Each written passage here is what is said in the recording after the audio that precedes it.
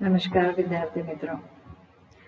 BA चौथे सत्र के अंतर्गत आप गद्यधारा नामक एक संकलन पढ़ते हैं जिसके संपादक हैं सुरेश कुमार जैन। इस संकलन के शुरुआत में मैं आपको गद्य विधाओं से परिचित कराना चाहती हूँ। मैं आपसे पहले प्रश्न करूंगी, क्या आप गद्य विधाओं को जानते हैं? आप कहेंगे नहीं। मैं कहूंगी जी हाँ, आप जानते हैं, क्योंकि अब जब से होश संभाला है आपने, तब से आप साहित्यिक विधाओं से परिचित हुए जा रहे थे, लेकिन आपको पता ही नहीं था क्या यही गद्य विधाएं हैं। मैं पूछती हूँ, क्या आपने कहानियां सुनी हैं? आप कहेंगे जी हाँ। क्या आपने निबंध लिखे हैं? आप कहेंगे जी हाँ।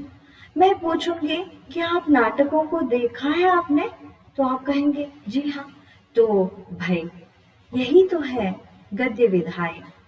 जी हाँ विद्यार्थी मित्रों, आज मैं इस गद्य विधाएं नामक कक्षा में आपका फिर से एक बार स्वागत करती हूँ।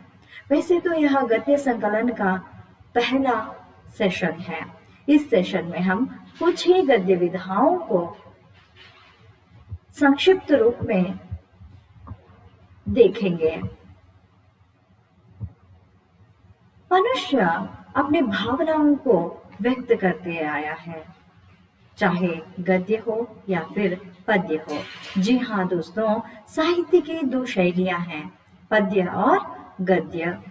पद्य संवेदनात्मक होता है और गद्य में आप भाव विशेष लय को न देखते हुए उसमें व्याख्या, तर्क या फिर वर्णन या फिर कथन को आप देखते हो। यहाँ प्राचीन युग में आपने देखा कि पद्य को ज्यादा महत्व दिया जाता था। धीरे धीरे आधुनिकता के इस दौर में हम गद्य की ओर आकर्षित होने लगे हैं, क्योंकि हमारा दैनिक जो कार्य जो है वह गद्य ही में संपन्न होता है। जैसे डायरी हो या फिर कहानी, उपन्यास, नाटक, निबंध, रिपोर्टाज में हम अपने दिन को व्यतीत करने लगे हैं। यही तो है गद्य की विधाएं। जी हाँ दोस्तों, हम पहले गद्य विधाओं के अंतर्गत निबंध को देखेंगे। यहाँ गद्य और पद्य में क्या अंतर है, यह आपने देख लिया कि विषय वस्तु और शैली में गद्य और पद्य के अंतर्गत हम विभाजन कर सकते हैं। पहले हम देखेंगे निबंध। निबंध कहते ही हमें एक स्रोत याद आ जाता है, गद्यम कविनाम निकषम वदंती, अर्थात गद्य जो है कविताओं की, कवि की कसौटी है, तो निबंध गद्य की कसौटी है।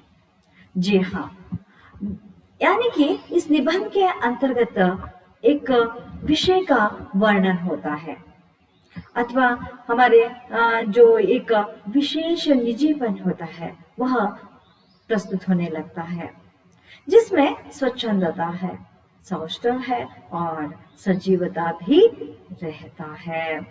तो यहाँ निबंध में बहुत सारे विधाओं को आप देखते हो, विवरणात्मक, वर्णनात्मक या फिर ललित निबंध, हास्य व्यंग्य निबंधों को आप देखते हो। आपके चयन के लिए यहाँ इस साल के लिए हास्य व्यंग्य निबंधों को इस गद्य संकलन में रखा गया है। हास्य व्यंग्य निबंध कहते ही हरिशंकर परसाई जी याद आते हैं। जी हाँ विद्यार्थी मित्रों, आपके चयन के लिए एक निबंध रखा गया है, पहला सफेद बाल, जो हास्य व्यंग्य निबंध है। आपको प्रश्न जरूर पूछा जाएगा कि पहला सफेद बाल यह कौन सी गद्य विधा है, तो आप लिखेंगे हास्य व्यंग्य निबंध है। जी हाँ, आगे चलकर आप और एक निबंध पढ़ेंगे इस साल, नया साल। नया साल, जी हाँ, अमृत राय से रचित नया साल। यह भी एक व्यंग्य निबंध हम कह सकते हैं, क्योंकि यहाँ पर आडंबरता पर व्यंग्य किया गया है। तो यहाँ इस तरह से आप इस साल गद्य धारा के अंतर्गत दो निबंधों को पढ़ते हैं, एक पहला सफेद बाल और एक नया साल। जी हाँ, आगे चलकर आप नाटक देखते हैं। नाटक तो यहाँ पर आपके चयन के लिए नहीं रखा है, क्योंकि नाटक एक प्रभावशाली गद्य विधा है। जी हाँ दोस्तों, इसी से जुड़ी हुई एक और विधा है एकांकी, जिससे आप इस साल परिचित होंगे। जी हाँ, एक यह भी एकांकी है। एकांकी एक अंक वाला नाटक होता है।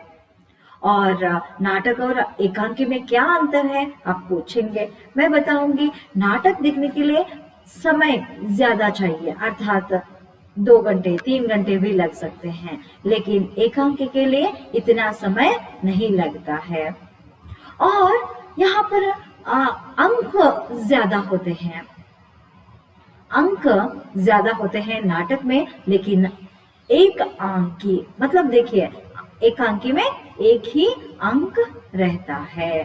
तो इस तरह से यहाँ पर आपको एकांकी बहुत ही सुलभ लगेगी, सुंदर लगेगी, और आप खुशी से उसका चयन करेंगे, क्योंकि यहाँ कहीं से उठाई हुई विषय वस्तु को वही नहीं लाते हैं। जो हमारे जीवन में जो कुछ भी घटनाएं घट रही हैं, या फिर सामान्य से सामान्य चीज जो घट रही है, तो उन्हीं बातों को लेकर एकांकी यहाँ पर प्रस्तुत की गई है। जी हाँ दोस्तों, शंकर पुरतांबेकर के द्वारा लिखित एक एकांकी आप पढ़ेंगे, जिसका नाम है रंग में भंग। जी हाँ, तो यह भी बहुत ही सुंदर एकांकी है, क्योंकि जो युवा होते हैं वे विद्यालय महाविद्यालय में पढ़ते हैं और छात्रावास में रहते हैं, तो वे दिन किस तरह से व्यतीत करते हैं, किस तरह से लड़कियों की ओर आकर्षित होते हैं, किस तरह से वार्डन के आते ही अपना रंग बदल देते हैं। जी हाँ दोस्तों, बहुत ही कुतूहलपूर्ण एक एकांकी है आपके चयन के लिए, जिसका नाम है रंग में भंग। जी हाँ दोस्तों, आगे चलकर आप पूछेंगे कहानी है। जी हाँ, आप एक कहानी को भी पढ़ते हैं। वैसे तो कहानी लोकप्रिय विधा है। कहानी कहते ही हमें सबसे पहले प्रसाद याद आ जाते हैं। जी हाँ, जयशंकर प्रसाद की एक कहानी आप जरूर यहाँ पर पढ़ेंगे, जिसका नाम है पुरस्कार।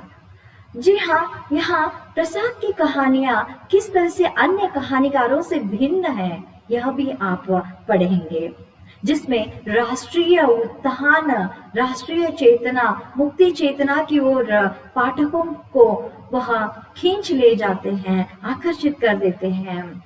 निजी प्रेम से ज्यादा राष्ट्र प्रेम के लिए वे महत्व देते हैं।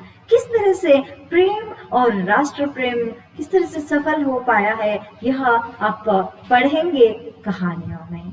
जी हाँ, इनके कुछ कहानी हो, निबंध हो या एकांकियां हो, इनके कुछ अपने तत्व होते हैं। जैसे आप फिल्म देखते हैं, उस फिल्म में अगर मैं पूछूंगी क्या आप इन गद्य विधाओं के तत्वों को जानेंगे, तो आप कहेंगे नहीं। मैं पूछूंगी क्या आपने फिल्म देखी है, आप कहेंगे हाँ। फिल्म में क्या था, अगर मैं आपसे पूछूंगी तो आप कहेंगे एक स्टोरी थी। जी हाँ दोस्तों, ये हाँ एक कथा वस्तु जरूर रहती है। आगे चलकर वहां क्या था आप बताएंगे। एक्टर और एक्ट्रेसेस, खलनायक। जी हाँ दोस्तों, यहाँ पर भी पात्र तथा उनके चरित्र का चित्रण होता है। बीच में डायलॉग्स थे, मैं पूछूंगी तो आप कहेंगे हाँ। तो यहाँ पर आप क्या करेंगे, डायलॉग्स को भी देखेंगे, उनको हम संवाद के नाम से जानते हैं। वहां पर भाषा शैली थी, आप कहेंगे जी हाँ, भाषा के बिना कैसे फिल्म पूर्ण होता है। मैं कहूंगी जी हाँ, यही भाषा शैली है। वहां पर प्रकृति का चित्रण था, आप कहेंगे हाँ। तो मैं कहूंगी यहाँ देश का वातावरण का चित्रण हुआ था। यहाँ एक कहीं एक मॉरल मिली उस फिल्म से। जी हाँ, आप कहेंगे तो मैं कहूंगी यही तो उद्देश्य है। जी हाँ दोस्तों, कोई भी गद्य विधा उद्देश्य के बिना अधूरा होता है। मैंने आपको गद्य विधाओं के बारे में आज सब कुछ संक्षेप में बताया। आप जान गए निबंध, आप जान गए नाटक, आप जान गए एकांकी, आप जान गए कहानी। जी हाँ दोस्तों, कहानी से थोड़ा सा भिन्न है उपन्यास, जिसे मैंने यहाँ पर मेंशन नहीं किया है, क्योंकि इस साल आपको चयन करने के लिए जितने गद्य विधाओं को यहाँ पर बताया है उन्हीं को मैं संक्षेप रूप में बता रही हूँ। जी हाँ दोस्तों, आज के लिए इतना काफी है। अगले सेशन में हम और भी गद्य विधाओं के साथ आपके सामने प्रस्तुत होंगे। जी धन्यवाद।